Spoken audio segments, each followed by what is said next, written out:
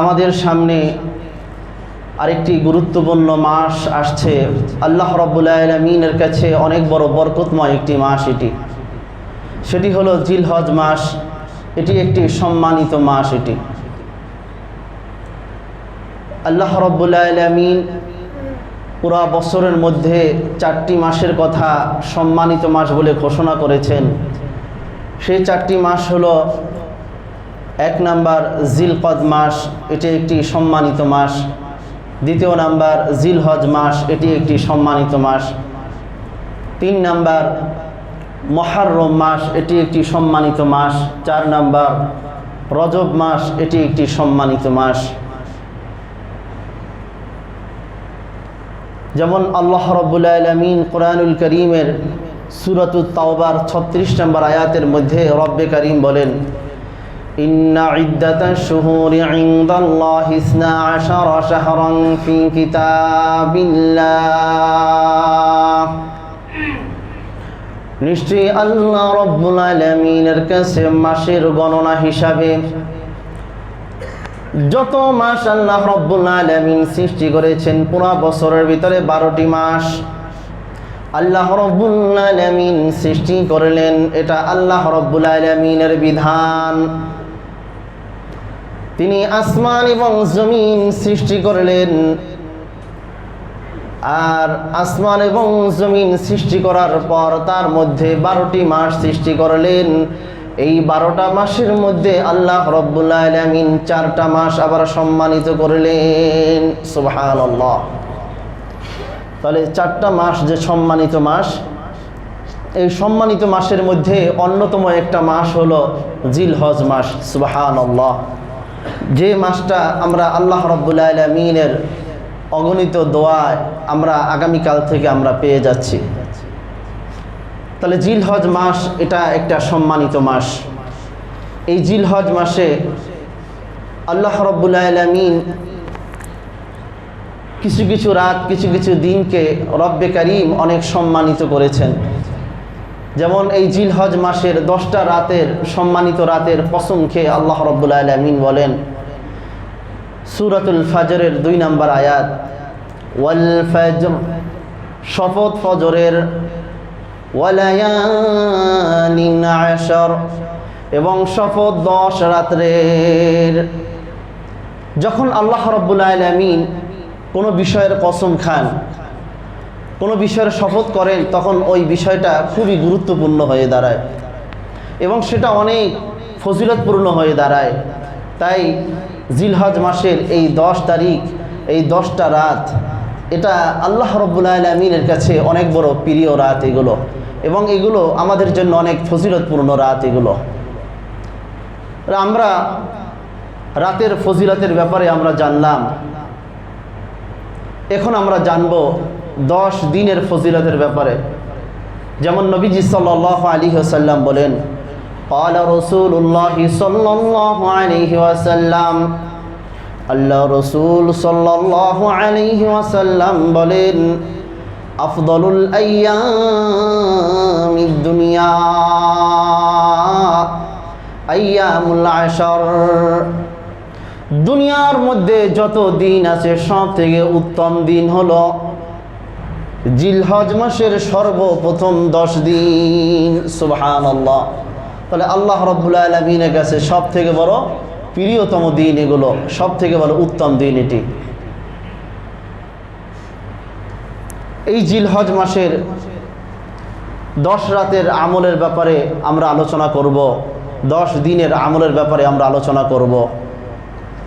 এই জিলহজ মাসটা আমরা আসলে কিভাবে কাটাতে পারি, যেহেতু আল্লাহ রাব্বুল আলামিন এই 10 দিন অনেক ফজিলত রেখেছেন, অনেক মর্যাদা রেখেছেন, এটাকে আমরা কিভাবে কাটাবো, কি আমল করব, কি ইবাদত করব, কি নেক আমল করব, কোন ভালো কাজগুলো আমরা করব। আল্লাহ রাব্বুল আলামিনের কাছে এত প্রিয় এই রাতগুলো, এত প্রিয় এই দিনগুলো। নবীজি সাল্লাল্লাহু আলাইহি ওয়াসাল্লাম বলেন, আবু দাউদ শরীফের 2438 নম্বর হাদিস, এই হাদিসটি বর্ণনা করেছেন হযরত ইবনে আব্বাস রাদিয়াল্লাহু তাআলা আনহু। عن ابن عباس رضي الله عنه قال ইবনে আব্বাস রাদিয়াল্লাহু তাআলা আনহু থেকে বর্ণিত, তিনি বলেন قال رسول الله صلى الله عليه وسلم আল্লাহ রাসূল সাল্লাল্লাহু আলাইহি ওয়াসাল্লাম বলেন মা মিন আইয়ামিন আল আমালুস সালিহ فيها أحب إلى الله من هذه الأيام يعني أيام العشر নবীজি সাল্লাল্লাহু আলাইহি ওয়াসাল্লাম বলেন দুনিয়ার মাঝে যত দিন আছে, এই দিনগুলোর মাঝে যত আমল আছে, আল্লাহ রাব্বুল আলামিনের কাছে সবথেকে বড় প্রিয় আমল, সবথেকে বড় ভালো আমল হলো এই দিনগুলোর আমল, অর্থাৎ আশুরার 10 দিনের আমল। সুবহানাল্লাহ। তাহলে জিলহজের প্রথম দশকের এত মর্যাদা কেন? তার কারণ হলো, তার মর্যাদা এত বেশি হওয়ার কারণ হলো ইসলামের যে মৌলিক যে ইবাদতগুলো আছে প্রায় অধিকাংশগুলোর সমাহার এই জিলহজ মাসের প্রথম দশকে। সুবহানাল্লাহ। এই দশকের যে মর্যাদা, এই দশক এটা মর্যাদার দশক, এই দশক তাকবীরের মর্যাদার দশক এটা। অথচ আমাদের এই তাকবীরের মর্যাদার দশকগুলো চলে যাচ্ছে, মর্যাদার দশকগুলো আমাদের থেকে চলে যাচ্ছে, ইবাদতের দশকগুলো আমাদের থেকে চলে যাচ্ছে, জিকিরের দশকগুলো আমাদের থেকে চলে যাচ্ছে, নফল রোজার দশকগুলো আমাদের থেকে চলে যাচ্ছে, নফল ইবাদতের দশকগুলো আমাদের থেকে চলে যাচ্ছে। কিন্তু আমাদের এই সম্পর্কে কোনো ধারণাই নেই, আমরা এই সম্পর্কে বড় উদাসীন। অথচ রমজানের পর সব থেকে বড় ইবাদতের সময় হলো এই জিলহজ মাসের 10 দিন 10 রাতের সময়গুলো। আল্লাহ রাব্বুল আলামিনের কাছে রমজানের পরে সব থেকে বড় প্রিয় ইবাদত, আল্লাহর কাছে যে ইবাদতগুলো গ্রহণযোগ্য হয় সেটা হলো এই রমজানের পরে এই 10 দিনের ইবাদত, এই 10 দিনের আমল আল্লাহ রাব্বুল আলামিনের কাছে সব থেকে বড় প্রিয় হয় এগুলো। তাই এই জিলহজ মাস এটা বড় আমলের মাস, এই জিলহজ মাস এটা বড় নেক আমল, নেক কাজ করার মাস। এই জিলহজ মাস এটা ভালো কাজ করার মাস, এটা যেহেতু এটা আল্লাহ রাব্বুল আলামিনের কাছে প্রিয় একটি মাস এটি। তাই আমরা যদি আল্লাহ রাব্বুল আলামিনের কাছে প্রিয় হতে চাই, তাহলে এই জিলহজ মাসের প্রথম 10 দিন যদি আমরা কদর করি, বেশি বেশি যদি আমরা ইবাদত বন্দেগীর মধ্যে কাটাতে পারি, তাহলে আমরাও আল্লাহ রাব্বুল আলামিনের কাছে প্রিয় হয়ে যাব। কারণ আল্লাহর প্রিয় দিন, আল্লাহর প্রিয় রাতে যখন আল্লাহর প্রিয় বান্দারা ইবাদত করবে, তখন আল্লাহর এই বান্দারাও তার প্রিয় হয়ে যাবে। সুবহানাল্লাহ। তাহলে এই সমস্ত রাতগুলো আমরা কিভাবে কাটাবো? আমরা কোরআন এবং হাদিসের আলোকে 11টি আমল আমরা করতে পারি। এই দশকের জন্য এটা স্পেশাল আমল। এটি 1 নাম্বার, বেশি বেশি পরিমাণে আল্লাহ রাব্বুল আলামিনের জিকির করা। যেমন সূরা তাওবাতে আল্লাহ রাব্বুল আলামিন বলেন, তোমরা আল্লাহ তাআলার জিকির করো ফি আইয়ামিন মা'দুদাত, নির্ধারিত দিনগুলোতে তোমরা আল্লাহ রাব্বুল আলামিনের জিকির করো, জিকিরে মশগুল থাকো। তাফসীর ইবনে কাসিরের মধ্যে এসেছে আয়াতের ব্যাখ্যায় যে আল্লাহ রাব্বুল আলামিন জিলহজ মাসের প্রথম দশকের কথা এখানে উল্লেখ করেছেন। এবং তাফসীর ইবনে আব্বাস ওখানেও উল্লেখ আছে যে ফি আইয়ামিন মা'দুদাত, এর দ্বারা আল্লাহ রাব্বুল আলামিন জিলহজ মাসের প্রথম 10 দিনের কথা এখানে উল্লেখ করেছেন। তাহলে আমাদের বেশি বেশি পরিমাণে আল্লাহ রাব্বুল আলামিনের জিকির করা। যে কিভাবে আমি জিকির করব? হাঁটা চলা অবস্থায়, সর্ব অবস্থায় আমি আল্লাহ রাব্বুল আলামিনের জিকির করব। সুবহানাল্লাহ, সুবহানাল্লাহ, সুবহানাল্লাহ, আলহামদুলিল্লাহ, আলহামদুলিল্লাহ, আলহামদুলিল্লাহ, আল্লাহু আকবার, আল্লাহু আকবার, আল্লাহু আকবার, লা ইলাহা ইল্লাল্লাহ, লা ইলাহা ইল্লাল্লাহ, লা ইলাহা ইল্লাল্লাহ। আমি যখন এভাবে চলবো তখন এভাবে আমি জিকির করতে থাকবো, ইল্লাল্লাহ, আল্লাহ আল্লাহ আল্লাহ আল্লাহ। সর্বদা আমি চেষ্টা করব যদি আমার জবানটাকে আমি এই 10 দিন আমি জিকির দ্বারা সবসময় সজ্জীবিত রাখতে পারি। আমি যেন আমার জিকির দ্বারা সবসময় আমার জবানটাকে আমি চালু রাখতে পারি। কি করবো তো ইনশাআল্লাহ। দ্বিতীয় নাম্বার, এই জিলহজ মাসে দ্বিতীয় নাম্বার, আমরা এই 10 দিন বেশি বেশি যে আমলটা করব, বেশি বেশি পরিমাণে নেক আমল করব আমরা। যেমন নেক আমলের মধ্যে 5 ওয়াক্ত নামাজ আমরা ইহতেমামের সাথে আমরা আদায় করব। নামাজ তো ইহতেমামের সাথে আমরা সবসময় আদায় করি, কিন্তু এই জিলহজ মাস, এই 10 দিন যাতে কোনো অবস্থাতেই আমাদের নামাজ তরক না হয়ে যায়, নামাজ যাতে আমাদের কাজা না হয়ে যায়। এই 10 দিনে আমরা ইহতেমামের সাথে ফরজ নামাজটা আদায় করবই, সাথে সাথে আমরা নফল নামাজের প্রতি আমরা যত্নবান হব। যে আমি নিয়ত করব যে একদিনও যেন আমার ইশরাকের নামাজ, চাশতের নামাজ এটা যাতে আমার না ছুটে। যেটা কখন, আমি যখন ফজরের নামাজ পড়তে আসব, আমি বসে বসে আল্লাহ রাব্বুল আলামিনের জিকির করব। কারণ এই 10 দিন এটা বড় ইবাদতের দিন। এগুলো, এই দিনটা আমি শুরু করতে চাই আমার ইবাদতের মাধ্যমে। আমি বসে বসে জিকির করব। এরপরে আমি 2 রাকাত পারি, 4 রাকাত পারি, 6 রাকাত পারি, ইশরাকের নামাজ পড়ব। আবার কিছুক্ষণ পর অথবা সাথে সাথে আমরা চাইলে চাশতের নিয়তে আমরা 2 রাকাত বা 4 রাকাত নামাজ আমি আদায় করতে পারি। এরপরে আমি আমার অন্য সকল যে কাজ আছে কাজে আমি বের হব। অনুরূপভাবে আমি যখন আবার সন্ধ্যায় যখন ফিরে আসব, মাগরিবের নামাজ পড়ব, রাত্রটা শুরু হবে। রাত্রটা যাতে আমার নামাজের মাধ্যমে শুরু হয়, রাত্রটা যাতে আমার নামাজের মাধ্যমে শুরু হয়। আমি মাগরিবের নামাজের পরে সুন্নত 2 রাকাত সুন্নত আদায় করার পরে আওয়াবিনের নামাজ পড়ব। 2 রাকাত পারি, 4 রাকাত পারি, 6 রাকাত পারি, আওয়াবিনের নামাজ আদায় করব, যাতে করে এই রাত্রটা যাতে আমার ইবাদতের মাধ্যমে শুরু হয়। এরপরে আমি তাহাজ্জুদের নামাজের জন্য ইনশাআল্লাহ আমরা জেগে যাব। কি বলেন সবাই ইরাদা করতে পারি কিনা যে এই 10 দিন একদিনও আমরা তাহাজ্জুদের নামাজ ছাড়ব না? কারণ রমজানের পর সবথেকে বড় গুরুত্বপূর্ণ মাস হলো এটি। এরপরে প্রত্যেক নামাজের পরে 2 রাকাত পারি, 4 রাকাত পারি, আমরা নফল নামাজ পড়ার অভ্যাস করি। প্রতিদিন অল্প কিছু হোক আমরা কোরআন তেলাওয়াত করার আমরা ইচ্ছা করি। দৈনন্দিন আমলের সূরাগুলো তো আমরা পড়বই, সাথে সাথে আমরা কোরআনুল কারীম তেলাওয়াত করার ইচ্ছা করি আমরা। এভাবে যদি আমরা নেক কাজের মাধ্যমে যদি আমরা এই 10 দিন অতিবাহিত করতে পারি, তাহলে আমরা একজন সফল ব্যক্তি হতে পারব। কি বলেন সবাই, আমরা পারবো কিনা এটা করতে? এরপরে 3 নাম্বার, এই 10 দিন আমরা যেভাবে অতিবাহিত করব, এই 10 রাত অনেক বড় সম্মানিত রাত, 10 দিন অনেক বড় সম্মানিত দিন। এই দশকটা আমরা কিভাবে কাটাবো? আমরা গুনাহ থেকে বেঁচে থাকার চেষ্টা করব। গুনাহ তো আমরা কখনোই আমরা করব না, ওর থেকে বেঁচে থাকার জন্য তো আমরা চেষ্টা করবই সব সময়, কিন্তু এই দশকে আমরা বিশেষভাবে গুনাহ থেকে বেঁচে থাকার চেষ্টা করব। কারণ এই দশকে আমরা আল্লাহর গজব আমরা টেনে আনবো না, আল্লাহর গজব আমরা টেনে আনতে চাই না। আমরা চাই আল্লাহর রহমত আমরা টেনে আনতে, আমরা চাই আল্লাহর রহমত আমাদেরকে আচ্ছাদিত করুক। আমরা সবাই চাই যাতে আমাদের আমল নামায় কোনো গুনাহ যাতে না উঠে, আমাদের আমল নামায় যাতে শুধু নেকি ওঠে। আল্লাহর এই প্রিয় দিনগুলোতে আমি আল্লাহ রাব্বুল আলামিনকে অসন্তুষ্ট করতে চাই না। আল্লাহর এই প্রিয় দিনগুলোতে আমি শুধু আল্লাহ রাব্বুল আলামিনকে আমি সন্তুষ্ট করতে চাই। কি বলেন, এই ইরাদা আমরা সবাই করতে চাই কিনা? করতে পারবো তো ইনশাআল্লাহ?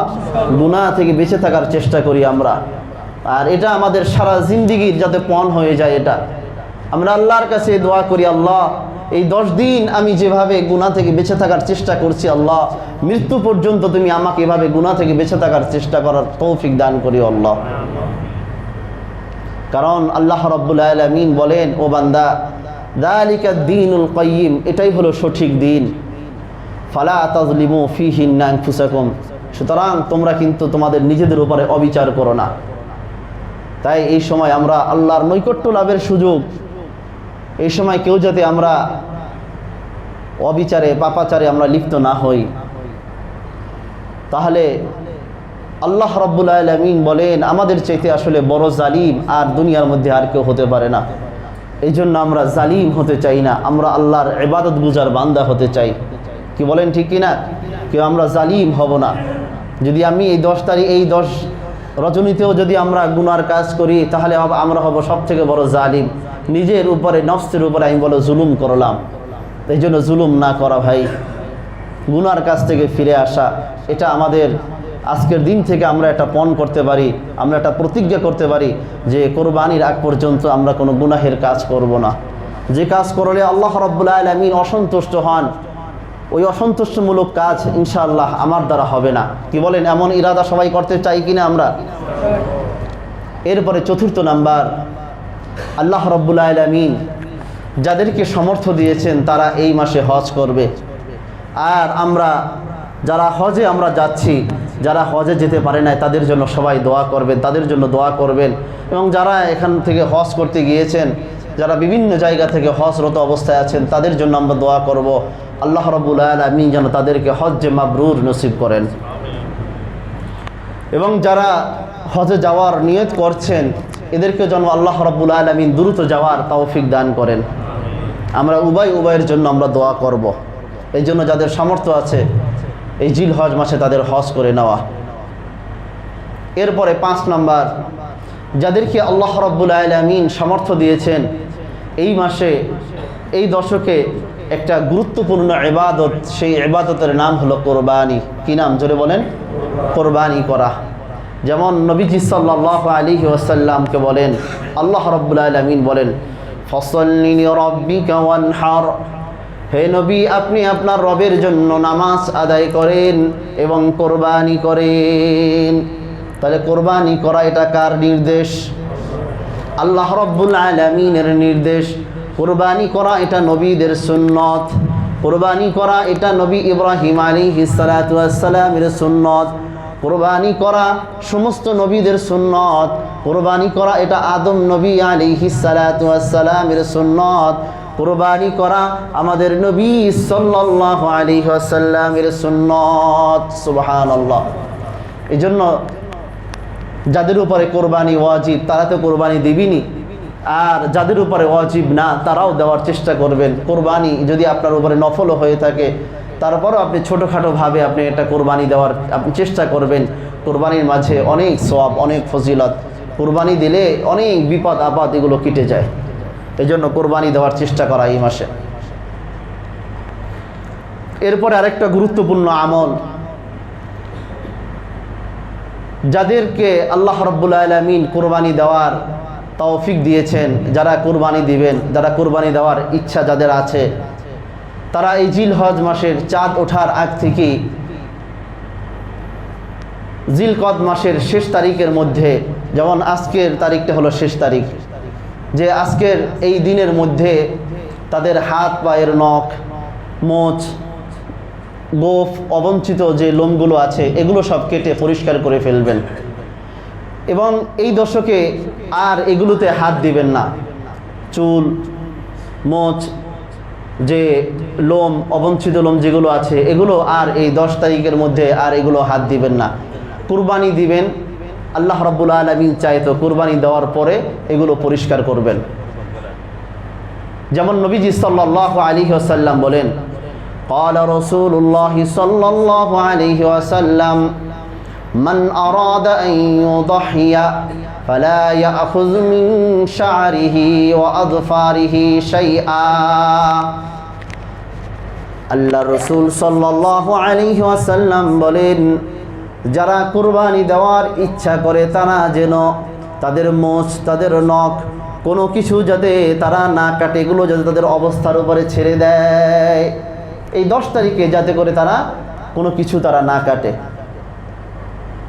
তাহলে এই আমলটা আমরা যদি করি আল্লাহ রাব্বুল আলামিন কি পরিমাণ ফজিলত দান করবেন, যে একটা কুরবানির মোটা তাজা একটা পশু কুরবানি করলে যে পরিমাণ সওয়াব হয় এই পরিমাণ সওয়াব আল্লাহ রাব্বুল আলামিন আমাদের আমল নামায় দান করবেন। কি বলেন? সবাই এটা আমরা করতে পারি কিনা? এটা এখনও সময় আছে, মাগরিব পর্যন্ত সময় আছে।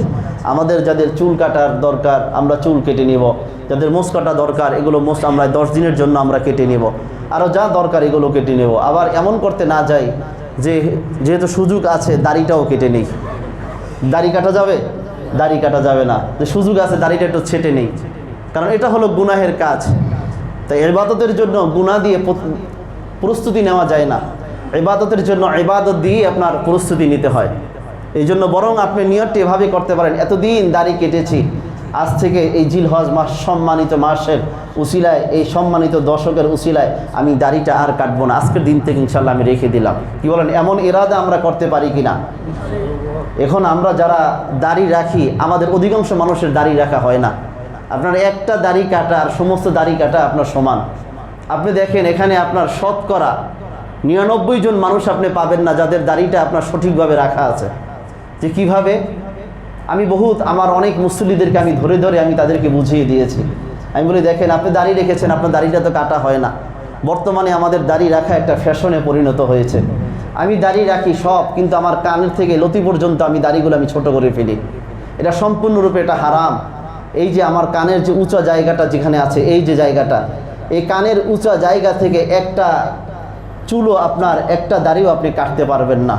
যদি আপনি কাটেন তাহলে ওই দাড়িটা এক মুষ্টি হওয়ার আগ পর্যন্ত প্রত্যেকটা মুহূর্তে, প্রত্যেকটা মিনিটে, প্রত্যেকটা ঘন্টায়, প্রত্যেকটা সেকেন্ডে আপনার গুনাহ হতেই থাকবে। তাদেরকে জিজ্ঞাসা করলে যে ভাই আপনি এটা কেন কাটলেন? বলে হুজুর সেলুনওয়ালারা কেটে দিয়েছেন। তা আপনি কি করেছেন? ঘুমিয়েছেন? সেলুনওয়ালারা কেটে দিয়ে আপনি কি সর্বপ্রথম বলবেন যে কানের এই নিচ বরাবর তুমি নামবা না, নিচ বরাবর তুমি কাটবা না? তাহলে তো আর কাটবে না। তাহলে যে কথা বলতেছিলাম, তাহলে এই আমলটা আমরা করতে পারি। এখন একটা প্রশ্ন, এই আমলটা আমরা কারা করব? যারা কোরবানি দিব তারা, নাকি যারা কোরবানি দিব না তারাও করব? যারা কোরবানি দিব তাদের জন্য এই আমল, আর যারা আমরা কোরবানি দিব না, কোরবানি দেওয়ার তৌফিক হয় নাই, তারাও আমরা এই আমলটা করব সওয়াবের আশায়। আল্লাহ রাব্বুল আলামিন চাইলে আমাকে দিতেও পারেন এটা। আল্লাহ রাব্বুল আলামিন চাইলে এই আমলটা আমাকে দিতেও পারেন। এখন আবার কেউ আবার এটা না ভাবি যে হুজুর তাহলে এই আমলটা করি, কোরবানির সওয়াব তো আমার হয়েই যাচ্ছে, তাহলে কোরবানি দেওয়ার আর দরকার নেই। কোরবানি এটা এমন একটা ইবাদত, এই ইবাদত যদি কারোর উপরে একবার ওয়াজিব হয়, যেমন আপনার উপরে এই বছর ওয়াজিব, এই কোরবানি আপনাকে এটা আদায় করতেই হবে। যদি আপনি 3 দিন 10 তারিখ, 11 তারিখ, 12 তারিখ এর মধ্যে যদি আপনি আদায় যদি এটা না করেন, এর মাঝে যদি আপনি সঠিকভাবে এটা আদায় না করেন, এরপরে আপনাকে আপনার জিম্মায় এটার কাজা থেকে যাবে। তখন আপনার এটাকে আপনার সদকা করে দিতে হবে গরিবদের মাঝে। এটা করতেই হবে মৃত্যুর আগ পর্যন্ত। যদি আপনি না করেন আল্লাহর কাছে শাস্তিপ্রাপ্ত আপনাকে হতেই হবে। কোরবানির ইবাদত বিষয়টা এমন না যে আমার মনে চাইলো আমি দিলাম, মনে চাইলো না আমি এটা দিলাম না। কোরবানি এটা আদায় করতেই হবে। এটা সম্মানিত হাজিরিন, এই জন্য আমরা জিলহজ মাসে এই প্রস্তুতিটা আমরা নিতে পারি কোরবানি করা। এবং কোরবানি উপলক্ষে আমি এখন থেকে প্রস্তুতি, আল্লাহ আমি কিন্তু একটা ইবাদত করব, কোরবানি নামক একটা ইবাদত করব, সেই হিসাবে আমি কিন্তু জিলহজ মাসের শুরু হওয়ার আগ থেকে আমি মানসিকভাবে আমি প্রস্তুত, মানসিকভাবে আমি প্রস্তুত। এটা হলো কোরবানির জন্য, এই আমলের জন্য এবং কোরবানির জন্য এটা প্রস্তুতি। আমি কোরবানির পশু জবাই করব, এরপরে আমি আমার মোষ ছোটো করা দরকার, কাটা দরকার, মোষ কাটবো, চুল কাটা দরকার, তখন এটা কাটবো ইনশাআল্লাহ। তাহলে এখন থেকে আমলটা আমি কিসের জন্য রেখেছি? কোরবানি পশুর জন্য। কোরবানি পশু জবাই করব, এরপরে আমি চুলে হাত দিব, মোচে হাত দিব ইনশাআল্লাহ। এরপরে 7 নাম্বার, জিলহজ মাসের শুরুর যে দশকে আমরা যে আমলটা বেশি বেশি করে আমরা করতে পারি সেটা হলো তাকবীর পাঠ করা। যে তাকবীরে মুতলাক বলা হয়, আল্লাহু আকবার, আল্লাহু আকবার, লা ইলাহা ইল্লাল্লাহু, আল্লাহু আকবার, আল্লাহু আকবার, ওয়ালিল্লাহিল হামদ। এই তাকবীরটা বেশি বেশি সর্বদা সর্বহালতে এটা পাঠ করা। কারণ আমরা বেশি বেশি তাকবীরটা এই জন্য পাঠ করব, আমাদের তো শয়তান আমাদের তো দখল করে নিয়েছে। আমরা শয়তানের পথে চলতে চলতে প্রতিটি অনুকরণ আমরা শয়তানের কথা মতো আমরা চলছি, আল্লাহর নবীর সুন্নাহকে আমরা পরিত্যাগ করছি। এখন আমরা এই তাকবীরটা বেশি বেশি পাঠ করব, আর বলবো না আমার আল্লাহ রাব্বুল আলামিন সব থেকে বড়। আল্লাহ রাব্বুল আলামিনের ধ্বনি যখন আমার কানে বাজবে, আল্লাহ রাব্বুল আলামিন এই তাকবীরের ধ্বনি যখন আমার বাসা বাড়িতে বাজবে, তখন আর শয়তান আমার বাসা বাড়িতে স্থান পাবে না। আমার এই শরীরের মাঝে যখন বারবার এই তাকবীরগুলো উচ্চারিত হবে, তখন আর শয়তান আমাকে ধোঁকা দেওয়ারও সাহস পাবে না। যেমন শয়তান আমাদের জন্য কত বড় শত্রু, প্রকাশ্য শত্রু। কি বলেন, কত বড় শত্রু সে? আল্লাহ রাব্বুল আলামিন বলেছেন, ইন্না শাইতানা লিল ইনসানি আদুউম মুবিন, নিশ্চয়ই শয়তান কিন্তু তোমাদের প্রকাশ্য শত্রু। এখন একটা প্রশ্ন হলো, শয়তান আমাদের প্রকাশ্য শত্রু, কই শয়তানকে তো আমরা দেখি না। আমরা শয়তানকে দেখি না ঠিকই, কিন্তু শয়তান যে আমাদের প্রকাশ্য শত্রু, শয়তানের কাজগুলো আমরা সবই দেখি। কথা বলেন ঠিক কিনা?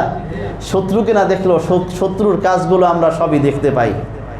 এটার নামই হলো প্রকাশ্য শত্রু। মানুষ তো শত্রুতা করে আরেকজনের, গোপনে শত্রুতা করে, এটার একটা সীমা থাকে, কিন্তু তার এতটা শত্রুতা, যে শত্রু গোপন কিন্তু তার শত্রুতা প্রকাশ্যে, এটার ক্ষতিটা কিন্তু সব থেকে বেশি। কথা বলেন ঠিক কিনা? তাহলে শয়তান আমাদের জন্য সব থেকে বড় ভয়ঙ্কর শত্রু। এই শয়তানের শত্রুতা থেকে বাঁচার জন্য এই জিলহজ মাসের প্রথম দশকে বেশি বেশি পরিমাণে তাকবীরে তাশরিক পাঠ করা। 8 নাম্বার প্রস্তুতি আমরা যেটা নিতে পারি, এই জিলহজ মাসের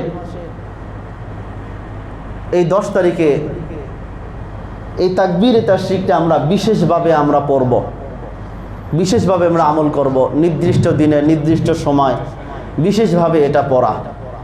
বিশেষভাবে আমরা কখন পড়ব? আইয়ামে তাশরিক, জিলহজ মাসের 9 তারিখ থেকে নিয়ে, 9 তারিখ ফজরের পর থেকে নিয়ে জিলহজ মাসের 13 তারিখের আসর পর্যন্ত প্রতিটি মানুষ যখন নামাজ পড়বে নিজ জায়গায় বসে একবার উচ্চ স্বরে আল্লাহু আকবার, আল্লাহু আকবার, লা ইলাহা ইল্লাল্লাহু, আল্লাহু আকবার, আল্লাহু আকবার, ওয়ালিল্লাহিল হামদ একবার বলবেন। যখনই সালাম ফিরাবেন সাথে সাথে কি এভাবে একবার করে উচ্চ আওয়াজে বলবেন। মা বোনরাও যারা ঘরে বসে নামাজ আদায় করবেন, নামাজ শেষ হওয়ার সাথে সাথে তারাও নিচু আওয়াজে এটা পড়বেন। আর পুরুষগণ মসজিদে এসে নামাজ আদায় করবেন, তারা সালাম ফিরানোর পরে ফরজ নামাজ পড়ার সাথে সাথে উচ্চ আওয়াজে এই তাকবীরে তাশরিকটা এটা পড়ব ইনশাআল্লাহ। তাহলে এটাও হলো আমাদের জিলহজ মাসের একটা আমলের প্রস্তুতি এটি। এরপরে জিলহজ মাসের আরেকটা গুরুত্বপূর্ণ আমল, জিলহজ মাসের যখন 1 তারিখ শুরু হবে, আগামীকাল থেকে 9 তারিখ পর্যন্ত টানা এই 9 দিন রোজা রাখা, এটাও একটা গুরুত্বপূর্ণ একটি আমল। কারণ রোজা এটার এমন একটা প্রতিদান যেটা আল্লাহ রাব্বুল আলামিন তাকে দান করবেন। তাহলে এই টানা এই 9 দিন এটা রোজা রাখার এই আমলটাও ইনশাআল্লাহ আমরা করতে পারি। এটা যে আগামীকাল থেকে নিয়ে একদম টানা 9 তারিখ পর্যন্ত আমরা রোজা রাখতে পারি। আরবি মাসের 9 তারিখ পর্যন্ত আমরা রোজা রাখতে পারি, অর্থাৎ কোরবানির দিনের আগ পর্যন্ত। এটাও একটা জিলহজ মাসের বিশেষ একটি আমল। 10 নাম্বার, জিলহজ মাসের একটা গুরুত্বপূর্ণ আমল, বিশেষ করে আরাফার দিনের রোজা রাখা।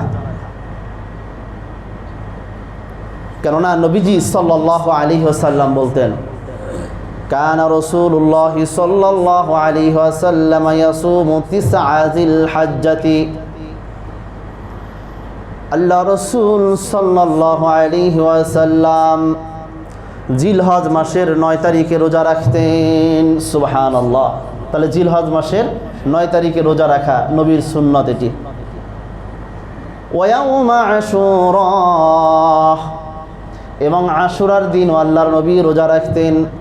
ওয়া সালাসাতা আইয়ামিন মিন কুল্লি শাহরিন, এবং প্রতিটি মাসের মধ্য থেকে 3 দিন আল্লাহর হাবিব সাল্লাল্লাহু আলাইহি ওয়াসাল্লাম রোজা রাখলেন। প্রতিটি মাস থেকে 3 দিন আল্লাহর হাবিব সাল্লাল্লাহু আলাইহি ওয়াসাল্লাম রোজা রাখতেন। আউয়াল ইসনাইন মিনাশ শাহরি ওয়াল খামিস, প্রত্যেক সপ্তাহের প্রত্যেক সোমবার এবং বৃহস্পতিবার আল্লাহর হাবিব সাল্লাল্লাহু আলাইহি ওয়াসাল্লাম রোজা রাখতেন। সুবহানাল্লাহ। তাহলে নবীজির সুন্নাত এগুলো, বিশেষ করে জিলহজ মাসের 9 তারিখে এটা রোজা রাখা। নবীজি সাল্লাল্লাহু আলাইহি ওয়াসাল্লাম বলেন, যে ব্যক্তি জিলহজ মাসের 9 তারিখে রোজা রাখবে, আল্লাহ রাব্বুল আলামিন তার পূর্বের 1 বছরের গুনাহ, পরবর্তী 1 বছরের গুনাহ রব্বে কারীম মাফ করে দিবেন। তাহলে এটা কত বড় একটা ফজিলত। এই জন্য এই ফজিলতটা, এই গুরুত্বপূর্ণ ইবাদতটা আমরা না ছাড়ি। এরপরে 11 নাম্বার প্রতিশ্রুতি আমরা কি নিতে পারি? 11 নাম্বার আমলের জন্য আমরা প্রস্তুত কিভাবে হতে পারি? যে ঈদুল আজহারের সমস্ত সুন্নাহগুলোকে আমল করা। ঈদুল আজহার যত, ঈদুল আদহা, ঈদুল আজহারের যত সুন্নাহ আছে, সমস্ত সুন্নাহগুলোর প্রতি যত্নবান হওয়া। বিশেষ করে ঈদুল আজহারের দিন আমরা ফজরের নামাজের ব্যাপারে সবথেকে বেশি আমরা গাফলত থাকি, সবথেকে বেশি আমরা উদাসীন থাকি। যেমন উদাসীন না থাকা, এমন উদাসীন না থাকা, বরং 2 ঈদের রাত্রটা এটা অনেক বড় একটা ফজিলতের রাত। এটি ঈদুল ফিতরের রাত্রটাও যেমন অনেক ফজিলতের একটি রাত, অনুরূপভাবে ঈদুল আদহা বা ঈদুল আজহারের যে রাত্রটা এটা অনেক বড় একটা ফজিলতের রাত, দোয়া কবুলের রাত। তো এই রাতেও আমরা তাহাজ্জুদ মিস না করি, এই রাত্রেও আমরা আমল থেকে গাফেল আমরা না থাকি, এই রাত্রটাও যাতে আমাদের আমলের মধ্যে কাটে এটাও আমরা চেষ্টা করি।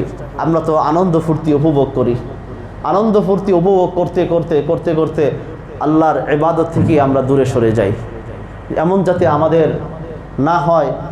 আল্লাহ রাব্বুল আলামিন যেন এই জিলহজ মাসের প্রতিটি মুহূর্ত, প্রতিটি সময় এবং প্রতিটি সেকেন্ড যেন আল্লাহ রাব্বুল আলামিন কদর করার তৌফিক দান করেন। আল্লাহ রাব্বুল আলামিন যেন জিলহজ মাসকে আল্লাহ রাব্বুল আলামিন পরিপূর্ণ ইবাদতের মাঝে কাজে লাগানোর তৌফিক দান করেন। ও আখিরু দাওয়ানা আলহামদুলিল্লাহি রাব্বিল আলামিন।